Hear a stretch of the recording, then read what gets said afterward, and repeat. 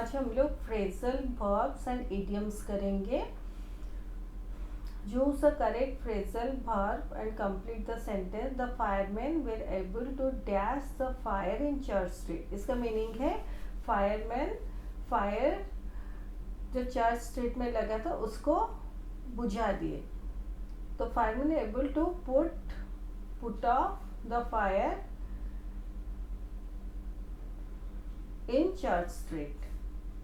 Reena dash and collapse on the floor. तो रीना को क्या हुआ जिसकी वजह से वो फ्लोर में कोलैप्स करी. तो रीना ब्लैकआउट हुई, मतलब उसको चक्कर आए और वो ब्लैकआउट हुई. तो इसका आंसर होगा ये ऑप्शन बी, ब्लैक्ड आउट हुई और कोलैप्स हुई फ्लोर में. She is a single mother so she is dash her kids on her own. वो एक सिंगल मदर है तो शी इज ब्रिंगिंग अप होगा ऑप्शन सी. वो अपने बच्चों को खुद बड़ा कर रही है. वो सिंगल मदर है, वो अकेले ही बच्चों को बड़ा कर रही है. उसको ब्रिंगिंग अप कहा जाता है. It's so loud here. यहाँ पे बहुत ज़्यादा साउंड है. Can you dash the radio A bit. यहाँ बहुत ज़्यादा साउंड है तो आप रेडियो का साउंड थोड़ा कम कर सकते हैं क्या. तो हमें करना है. टर्न अप का मीनिंग है बंद करना. टर्न अप मतलब साउंड हाई करना. टर्न डाउन मतलब साउंड को कम करना. टर्न ऑन मतलब अप स्विच से किसी चीज़ को ऑन जो करते हैं. टर्न ऑन द लाइट्स इस सेंस में यूज़ किया जाता है. तो टर्न डाउन होगा ये. Yesterday I dashed my school principal in the street.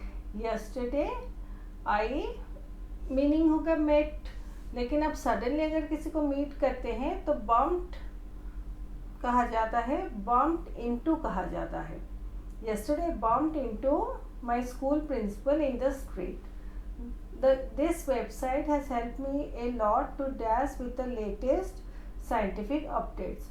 तो ये वेबसाइट ने मुझे बहुत हेल्प किया है लेटेस्ट साइंटिफिक अपडेट्स जानने के लिए.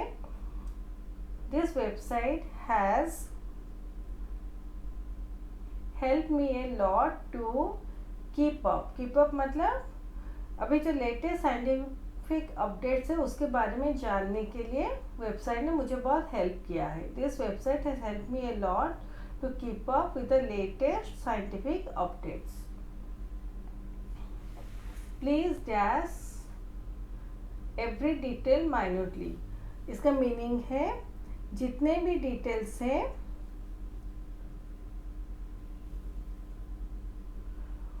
उसको अच्छे से आप पढ़िए. तो इसका होगा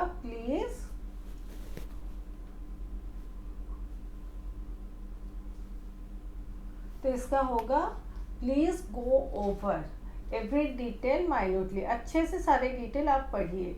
Rohan dash the job offer. तो रोहन टर्न डाउन होगा.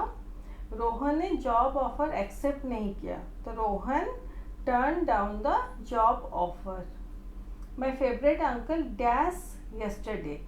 तो माई फेवरेट अंकल कल आए थे तो ड्रॉप्ड इन सी होगा. Dropped in yesterday. The whole village was completed dash after the flood. तो होल विलेज फ्लड के वजह से क्या हुआ तो whole village completely wiped out हो गया कहा जाता है. मतलब पूरा विलेज में डिस्ट्रक्शन हो गया, सारे लोग मर गए तो वाइप्ड आउट कहा जाता है. Choose the correct meaning of the underline idiom. If you are high born you are born into a dash. तो ये जो हाई बॉर्न जो वर्ड है इसका मीनिंग क्या है हमें बताना है. हाई बॉर्न मतलब जो अच्छे रिच फैमिली में बॉर्न होता है. तो इसका होगा हाई सोशल क्लास ऑप्शन सी.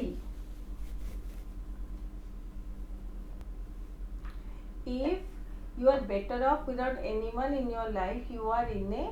अगर आप किसी के ऊपर डिपेंडेंट नहीं है तो आप क्या है. तो आप बेटर हाउस में हैं ये इंडिकेट नहीं होता. पुअर कंडीशन में नहीं है आप तो बेटर ऑफ है सबसे. तो पुअर कंडीशन में कैसे हो सकते हैं. कंफ्यूजिंग सिचुएशन में भी नहीं, आप बेटर ऑफ है क्योंकि आप अच्छे पोजीशन में है। मे बी आप रिच हैं, अच्छे हाई पोजीशन में जॉब करते हैं, तो इसका होगा good position. If you are better off without anyone in your life, मतलब आप किसी के ऊपर डिपेंडेंट नहीं है, इसका मीनिंग है आप गुड पोजीशन में है। If you are a couch potato you are lazy, जो हमेशा बैठा रहता है उसे काउच पोटैटो बोलते हैं, इसका मीनिंग है वो बहुत लेजी है। If you hit the sack you dash, तो हीट द सैक मतलब आप जो बेड में जाते हैं तो कहा जाता है if you hit the sack मतलब you go to bed. If you means words, मतलब मीन्स वर्ड्स का मीनिंग है, अगर आप ऐसे न्यूज़पेपर पढ़ेंगे ही मीन्स नो वर्ड्स, मतलब जो भी उसे बोलना था उसने बोल दिया। But if you means word मतलब आप ट्रुथ को हाइड कर रहे हैं, तो इसका ऑप्शन होगा डी कि आप ट्रुथ को हाइड कर रहे हैं। Choose the correct option to complete is and I will dash the meeting if you can't come, तो आई विल इसका मीनिंग है cancel the meeting if you can't come, तो पुट ऑफ हम लोग बोलते हैं, put off the meeting if you can't come. You should dash to your mistakes otherwise no one will talk to you, तो इसका होगा कि आप अपना मिस्टेक्स एडमिट कीजिए, नहीं तो कोई भी आपके साथ बात नहीं करेगा।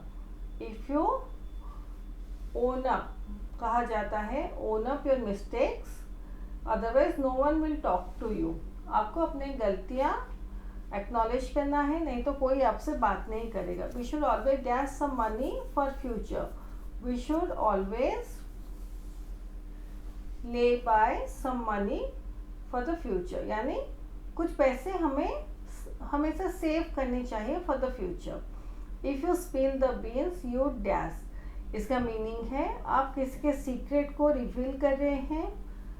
ही spill the beans about maybe the theft और समथिंग, आप ऐसे बोल सकते हैं। स्पिल द बीन्स का मीनिंग है reveal someone's secret. If you have halcyon days you have peaceful days, halcyon का मीनिंग है पीसफुल, तो हेलिकॉन डेज मतलब पीसफुल डेज। तो ये चैप्टर 3 हमारा खत्म होता है।